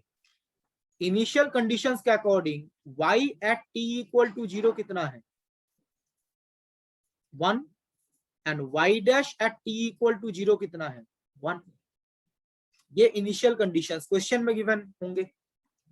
y at 0 1, y dash 0 at 1, तो यहाँ पे रिप्लेस कर देंगे। ये स्टेप 1 है। स्टेप 1 में क्या बताया गया था? लैप्लस ट्रांसफॉर्म कैलकुलेट करेंगे, इससे जो डिफरेंशियल इक्वेशन है वो अलजेब्रिक इक्वेशन में कन्वर्ट हो जाएगा। तो आप देख सकते हैं ये एक डिफरेंशियल इक्वेशन था, इसका जब आपने लैप्लस ट्रांसफॉर्म लिया ये एक अलजेब्रिक इक्वेशन में कन्वर्ट हो गया। इसमें कोई भी डेरिवेटिव और नहीं है, एक अलजेब्रिक इक्वेशन। तो डिफरेंशियल इक्वेशन था, लैप्लस ट्रांसफॉर्म लिया तो अलजेब्रिक इक्वेशन। नेक्स्ट स्टेप 2,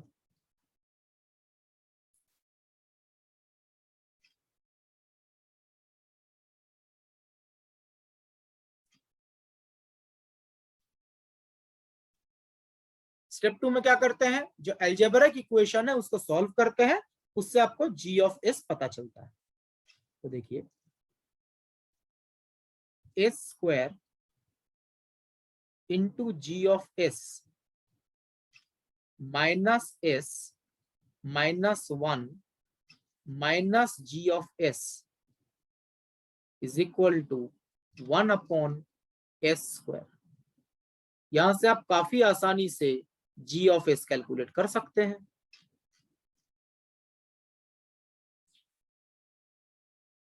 तो side change plus minus multiplication division करना है, प्लीज चेक। ये आएगा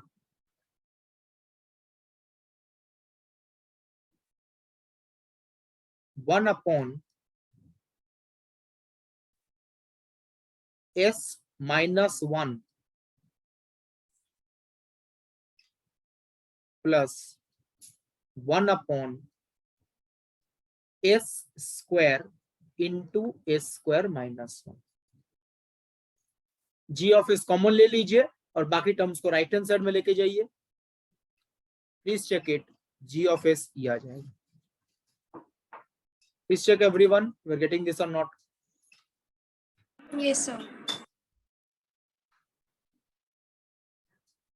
तो स्टेप 1 में जो अलजेब्रिक इक्वेशन है उसको हम सॉल्व कर रहे हैं, तो क्या मिल रहा है? g of s। और जैसा बताया गया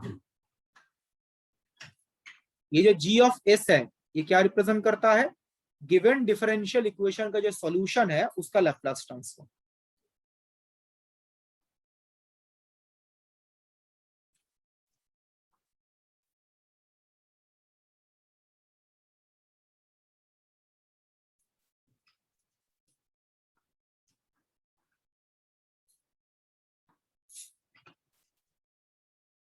तो Laplace transform of the solution of the given differential equation, ये भी क्वेश्चन हो सकता था। जो डिफरेंशियल इक्वेशन है उसके सॉल्यूशन का लैप्लस ट्रांसफॉर्म। इस मेथड में फायदा ये है, देखिए आपको सॉल्यूशन कैलकुलेट करने का जरूरत ही नहीं है। आपको इस इक्वेशन का सॉल्यूशन कैलकुलेट करने का जरूरत नहीं है, g ऑफ s आप डायरेक्टली कैलकुलेट कर सकते हो। तो अगर आपको सॉल्यूशन का लैप्लस ट्रांसफॉर्म पूछा गया है, सॉल्यूशन कैलकुलेट करने का जरूरत नहीं है। जो गिवन डिफरेंशियल इक्वेशन है उसका लैप्लस ट्रांसफॉर्म कैलकुलेट करो, वहां से आपको g ऑफ s पता चल जाएगा। तो this is g of s। ना g ऑफ s पता है, इससे सॉल्यूशन कैसे पता करेंगे? स्टेप 3 क्या बताया गया था? Inverse Laplace transform. इसका इनवर्स लैप्लस ट्रांसफॉर्म। अब इनवर्स लैप्लस ट्रांसफॉर्म के लिए क्या करना पड़ेगा? ये जो फॉर्मेट है 1/s माइनस 1, इसका इनवर्स लैप्लस पता है हमें? Yes sir. पता है हमें, ठीक है। और सेकंड पार्ट का, ये जो सेकंड पार्ट है इसका इनवर्स लैप्लास पता है या कुछ करना पड़ेगा, कुछ मैथमेटिक्स करना पड़ेगा इसमें? इसको पार्शियल फ्रैक्शन में ब्रेक करना पड़ेगा। ये जो पार्ट है इसको पार्शियल फ्रैक्शन में ब्रेक कर सकते हैं। मैं आगे प्रोसीड कर रहा हूं। जो g ऑफ s आया है उसको पार्शियल फ्रैक्शन में ब्रेक कीजिए। फर्स्ट पार्ट में जरूरत नहीं है, सेकंड पार्ट को पार्शियल फ्रैक्शन में ब्रेक कीजिए। तो g ऑफ s क्या आया था? फर्स्ट टर्म है 1 अपॉन s माइनस 1 और सेकंड पार्ट है 1 upon s square into s square minus 1। मैं डायरेक्ट यहाँ पे आंसर लिख रहा हूं, पार्शियल फ्रैक्शन में आप लोग ब्रेक कर सकते हैं। दिया जाएगा 1 upon s minus 1, first part तो सेम है। जो सेकंड पार्ट है इस चेक इट, ये आएगा 1 upon s square minus 1 minus 1 upon s square.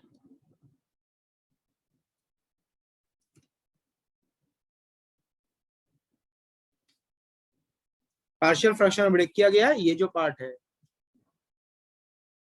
It will be equal to this.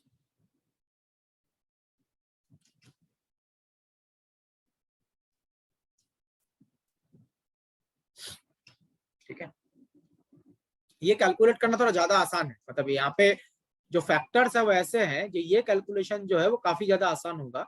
मैं आसान क्यों बोल रहा हूँ, नॉर्मली हम क्या करते हैं, पार्शियल फ्रैक्शन में लिख के ए बी सी इनका वैल्यू कैलकुलेट करते हैं, बट यहाँ पे उसका जरूरत ही नहीं पड़ेगा।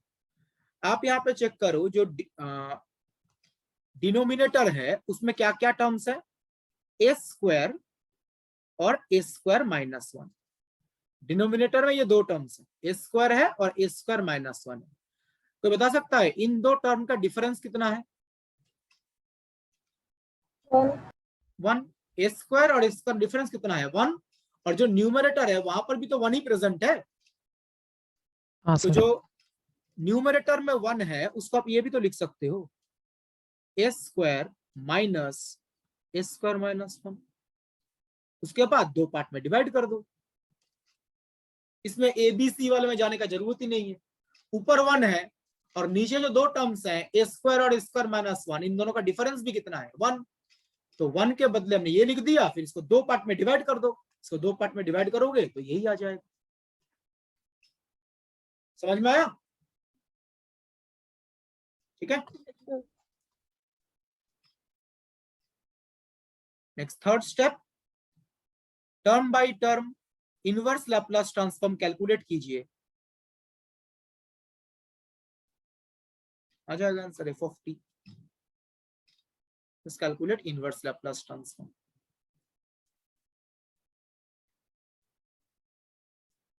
जो इनवर्स लैप्लास ट्रांसफॉर्म का टेबल बताया गया था उसमें जो रिजल्ट्स है वो यूज कीजिए।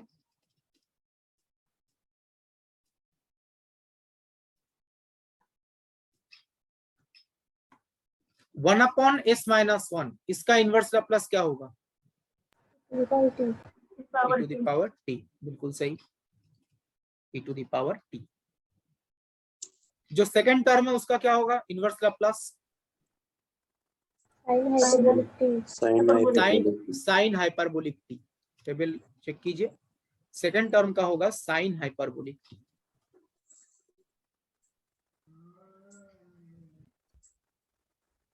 And third 1 upon A square T.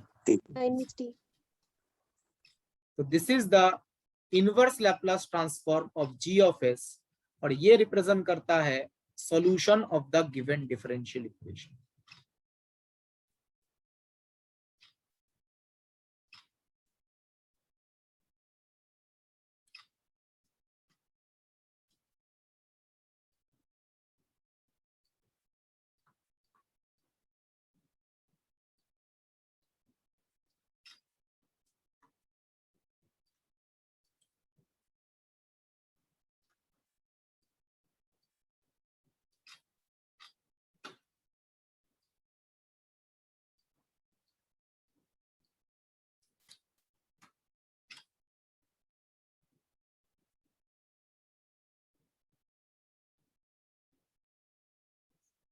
ठीक है,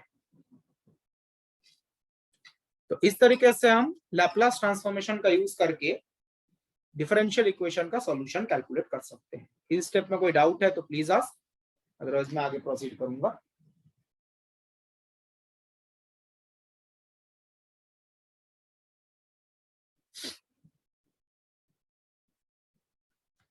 तो नेक्स्ट क्वेश्चन,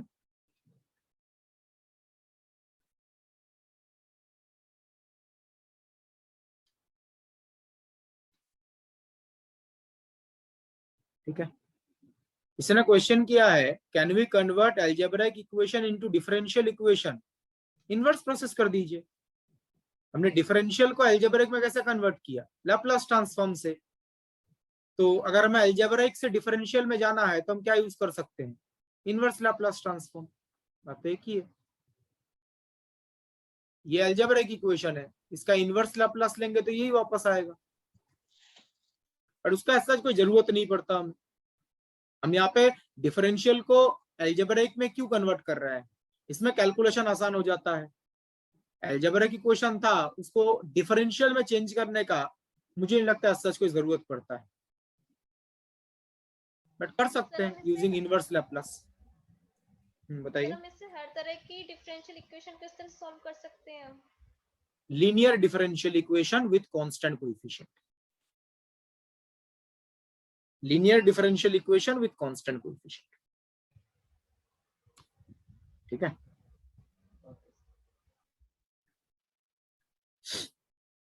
किसी भी ऑर्डर का हो ये होना चाहिए, और इंपॉर्टेंट पार्ट है ये इनिशियल कंडीशंस जो है वो पता होने चाहिए, इनिशियल कंडीशन जो, बिकॉज इनिशियल कंडीशन नहीं होगा तो ये पार्ट का वैल्यू आप नहीं बता पाएंगे, तो ये इनिशियल कंडीशन गिवन होनी चाहिए। वो तो गिवन होगा सर। हाँ हाँ बिल्कुल बिल्कुल, अगर ऐसा क्वेश्चन है जरूर गिवन।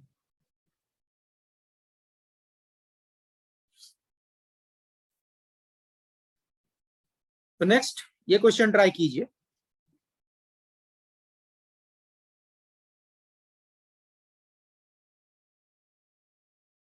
इस इक्वेशन में डेरिवेटिव भी है, इंटीग्रल भी है, दोनों ही है, देख सकते हैं डेरिवेटिव टर्म भी है, इंटीग्रल टर्म भी है।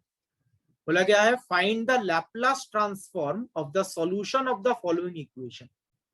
ये जो इक्वेशन है इसका जो भी सॉल्यूशन आएगा उसका लैप्लास ट्रांसफॉर्म कैलकुलेट करो, और कंडीशन ये गिवन है।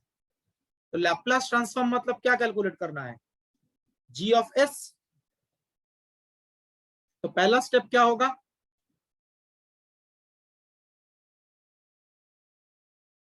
Calculate the Laplace transform.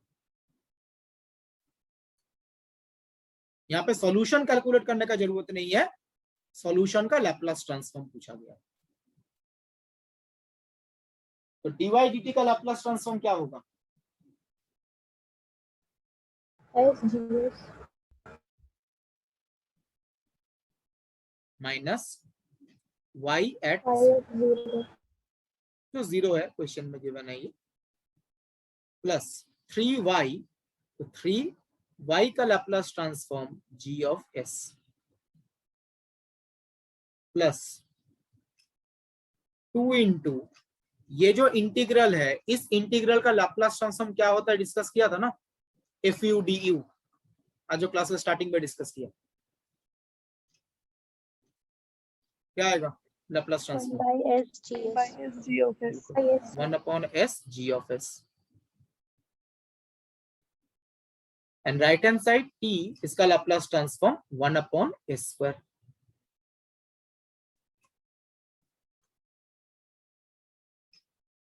y at 0 question में 0 गिवन है, तो यहां से आप काफी आसानी से g ऑफ s कैलकुलेट कर सकते हैं, और क्वेश्चन में g ऑफ s ही पूछा गया है।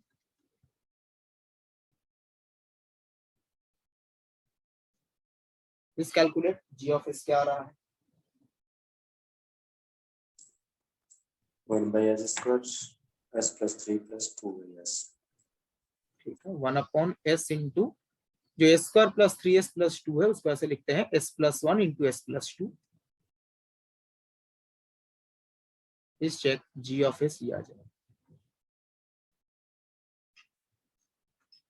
लेफ्ट हैंड साइड में g ऑफ s कॉमन लीजिए, और कॉमन लेने के बाद g ऑफ s के साथ जो भी टर्म है उसको राइट हैंड साइड में लेके जाइए। सिंप्लीफाई करेंगे तो ये आंसर आ जाएगा। ये पूछा गया।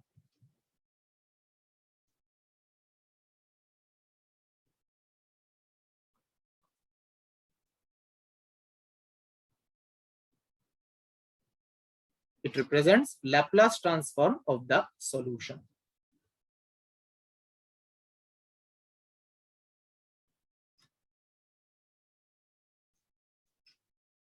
अगर हमें डिफरेंशियल इक्वेशन का सॉल्यूशन पूछा जाता तो हम क्या करते? इसका इनवर्स लैप्लास। इसका इनवर्स लैप्लास क्या डायरेक्ट कैलकुलेट करते हैं या और भी कुछ स्टेप्स करने पड़ेंगे? इनवर्स लैप्लास कैलकुलेट करने पड़ते हैं। बिल्कुल। इसको पहले पार्शियल फ्रैक्शन में ब्रेक करेंगे फिर इनवर्स लैप्लास ट्रांसफॉर्म। ठीक है, बट उसका इस क्वेश्चन में जरूरत नहीं है, इसमें लैप्लास ट्रांसफॉर्म में पूछा गया।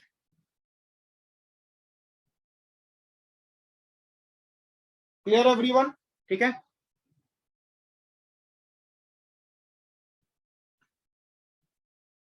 तो मैं आगे प्रोसीड कर रहा हूं।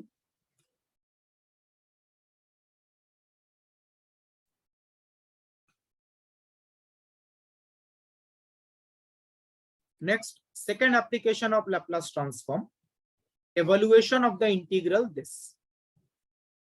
इस टाइप के जो इंटीग्रल्स हैं इनका वैल्यू कैलकुलेट करने के लिए भी हम लैप्लास ट्रांसफॉर्म का यूज कर सकते हैं। Integration 0 to infinity e to the power minus at phi t dt। ठीक है, इस टाइप के इंटीग्रेशन का वैल्यू कैलकुलेट करने के लिए, जैसा आप लोगों ने क्वांटम मैकेनिक्स में स्कैटरिंग थ्योरी में फर्स्ट बॉर्न अप्रोक्सीमेशन पढ़ा होगा। स्कैटरिंग थ्योरी में जो फर्स्ट बॉर्न अप्रोक्सीमेशन पढ़ते हैं वहां पे कॉमन क्वेश्चन होता है, ये पोटेंशियल गिवन है, आप स्कैटरिंग एम्पलीट्यूड कैलकुलेट करो, डिफरेंशियल क्रॉस सेक्शन कैलकुलेट करो। तो फर्स्ट बॉर्न अप्रोक्सीमेशन में जब आप स्कैटरिंग एम्पलीट्यूड कैलकुलेट करते हैं ना, वहां पर ये लैप्लास ट्रांसफॉर्म का यूज होता है। स्कैटरिंग एम्पलीट्यूड के फॉर्मूले में जो इंटीग्रल आता है ना, वो इंटीग्रल इसी फॉर्मेट का होता है, तो उसको आप लैप्लास ट्रांसफॉर्म यूज करके भी सॉल्व कर सकते हैं। ठीक है, तो इस टाइप के इंटीग्रल को लैप्लास ट्रांसफॉर्म यूज करके कैसे सॉल्व करेंगे? देखिए, पहले आपको आइडेंटिफाई करना है गिवन इंटीग्रल इस फॉर्मेट का है। गिवन इंटीग्रल इस फॉर्मेट का है मतलब आपको फाई ऑफ टी आइडेंटिफाई करना है। ठीक है, फाई ऑफ टी क्या है?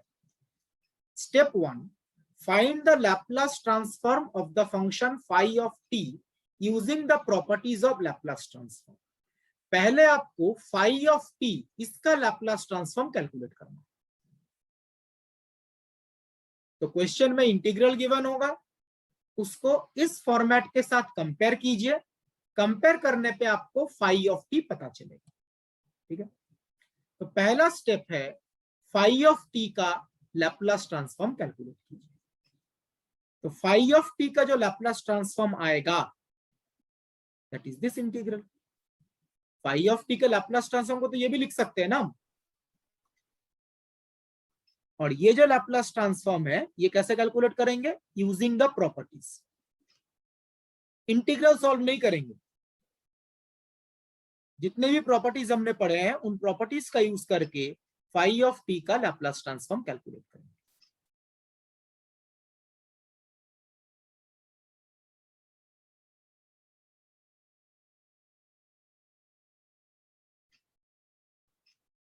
तो यहां पर जो भी लैप्लास ट्रांसफॉर्म आएगा वो क्या इस इंटीग्रल के वैल्यू को रिप्रेजेंट नहीं करेगा।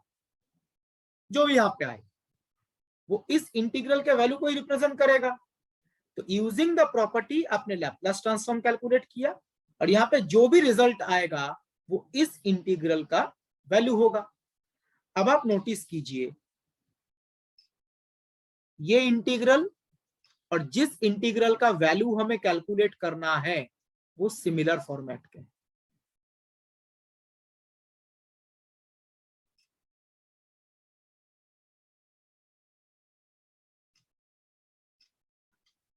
ये इंटीग्रल और ये इंटीग्रल दोनों सिमिलर फॉर्मेट का है।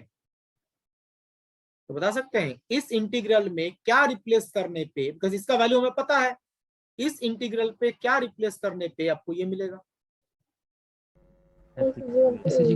s equal to a। वही चीज लिखा गया है, put the particular value of s to obtain the value of the given integral.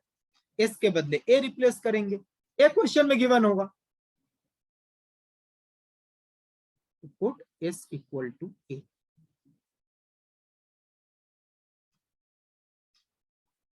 तो इस इंटीग्रल का वैल्यू पता है, इसमें एस के बदले अगर आप ए रिप्लेस कर देते हैं तो इस इंटीग्रल का वैल्यू आपको मिल जाएगा। और यही क्वेश्चन था, इस इंटीग्रल का वैल्यू बताइए।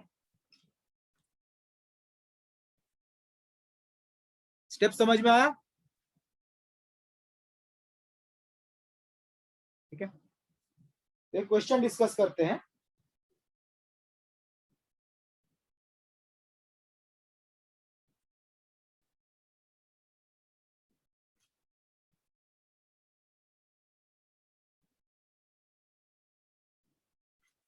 Please try this question. इस टाइप के कुछ क्वेश्चन आप लोगों को डीपीपी शीट में भी मिलेंगे। 4-5 क्वेश्चन है ऐसे।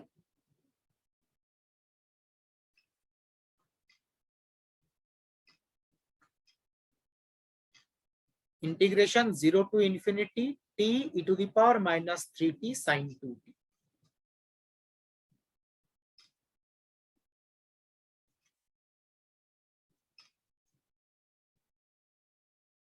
चेक करके देखिए, ये इंटीग्रल इस फॉर्मेट का है। Integration 0 to infinity e to the power minus st 5t dt।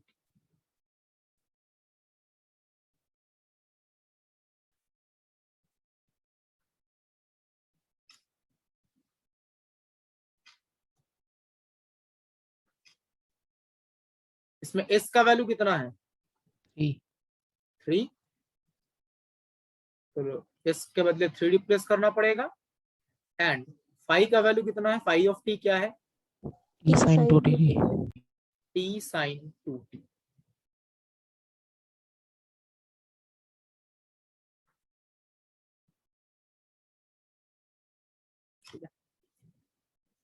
ना जो स्टेप्स बताए गए वो फॉलो करते हैं। पहला स्टेप होता है फाई का लैप्लास ट्रांसफॉर्म कैलकुलेट करना। स्टेप 1, यूजिंग द प्रॉपर्टीज या कोई स्टैंडर्ड रिजल्ट आपको पता है, तो Laplace transform of t into sine 2t।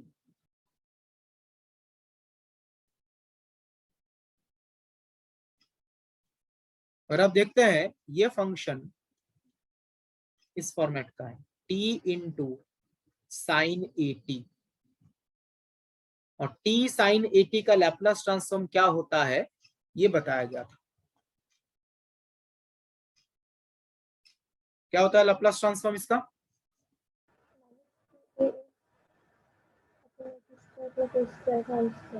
To a s upon A square plus a square whole square. First lecture में जो लैप्लास ट्रांसफॉर्म का टेबल बताया गया था वही उससे आ जाएगा। इससे आप कैलकुलेट कर सकते हैं कितना आएगा।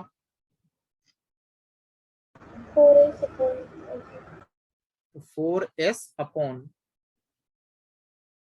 ए square plus a square whole square. ए का वैल्यू है 2, तो ए स्क्वायर प्लस 4 होल स्क्वायर। तो इस तरीके से आप t sin 2t का लैप्लास ट्रांसफॉर्म बता सकते हैं। ओके, ठीक है। नाउ स्टेप 2,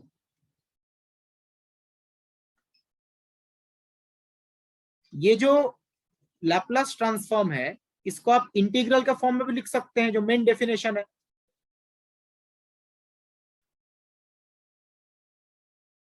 तो मेन डेफिनेशन के अकॉर्डिंग इस लैप्लास ट्रांसफॉर्म को आप लिख सकते हैं integration 0 to infinity f of t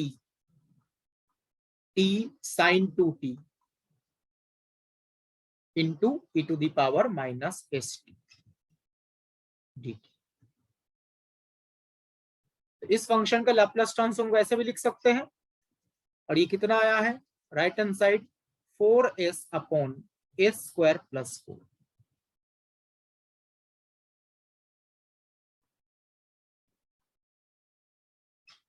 तो हमने क्या किया, फाई ऑफ टी का लैप्लास ट्रांसफॉर्म कैलकुलेट किया जो रिजल्ट हमें पता है। अगर ना पता होता तो प्रॉपर्टी यूज करते, तो ये आ गया। नाउ मेन डेफिनेशन के अकॉर्डिंग इस लैप्लास ट्रांसफॉर्म को इंटीग्रल के फॉर्म में आप ऐसे लिख सकते हैं, और इस इंटीग्रल का वैल्यू कितना है 4s upon a square plus 4। अब मुझे बताइए ये इंटीग्रल और क्वेश्चन में जो इंटीग्रल गिवन है वो सिमिलर फॉर्मेट का है, सेम ही है, जस्ट s के बदले क्या है 3। तो यहाँ पे अगर आप s के बदले 3 रिप्लेस कर देते हैं, आपको इंटीग्रल का वैल्यू पता नहीं चलेगा जो क्वेश्चन में गिवन है। हाँ sir. Put s equal to 3। कितना आ रहा है वैल्यू इंटीग्रेशन का, इंटीग्रल गिवन है 12 by 12 by 169 4 by 12 by 169 169. 169। Sir ऊपर 12 होगा ना, 12 4 into s है ना। 12 by 12 by 169। मेथड क्लियर है? ठीक है, तो इस तरीके से लैप्लास ट्रांसफॉर्म का यूज करके हम इन इंटीग्रल को सॉल्व कर सकते हैं। पहला काम होता है फाई आइडेंटिफाई करना, तो फाई का लैप्लास ट्रांसफॉर्म कैलकुलेट करेंगे यूजिंग अ प्रॉपर्टी और यूजिंग स्टैंडर्ड रिजल्ट जो भी है। फिर इस लैप्लास ट्रांसफॉर्म को आप इंटीग्रल के फॉर्म में लिख सकते हैं। इस इंटीग्रल का वैल्यू ये आ जाएगा। ये इंटीग्रल और क्वेश्चन में जो इंटीग्रल गिवन है वो सेम फॉर्मेट का है, एस का एक पर्टिकुलर वैल्यू रिप्लेस करना है। तो एस के बदले अगर आप 3 रिप्लेस करेंगे तो एग्जैक्टली ये इंटीग्रल आ जाएगा। तो यहाँ पर भी एस के बदले 3 रिप्लेस किया, आंसर इज 12 by 169। ये इस इंटीग्रल का वैल्यू। तो this is all about Laplace transform. आज का लेक्चर यहीं पे खत्म करते हैं। नेक्स्ट क्लास में हम लोग फूरियर सीरीज, फूरियर ट्रांसफॉर्म और लैप्लास ट्रांसफॉर्म का जो डाउट्स हैं previous year and DPP sheet के, वो डिस्कस करेंगे। ओके, किसी को कोई डाउट है अभी तो अनम्यूट करके पूछ सकते हैं। स्लाइड शो कर दो सर, ये लैप्लास खत्म हो गया क्या? क्या बोल रहे हैं, क्या लैप्लास? सर ये ओवर हो गया ना लैप्लास?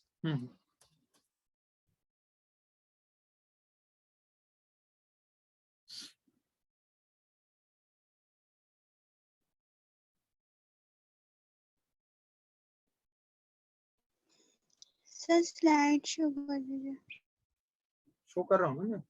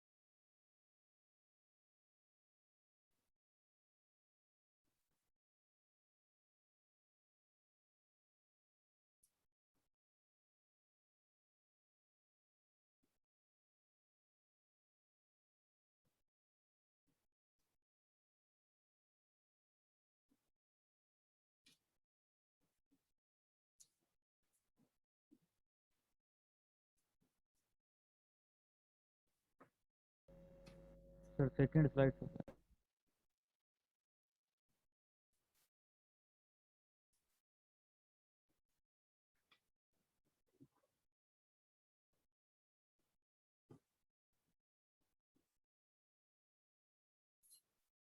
ये फर्स्ट स्लाइड ही है।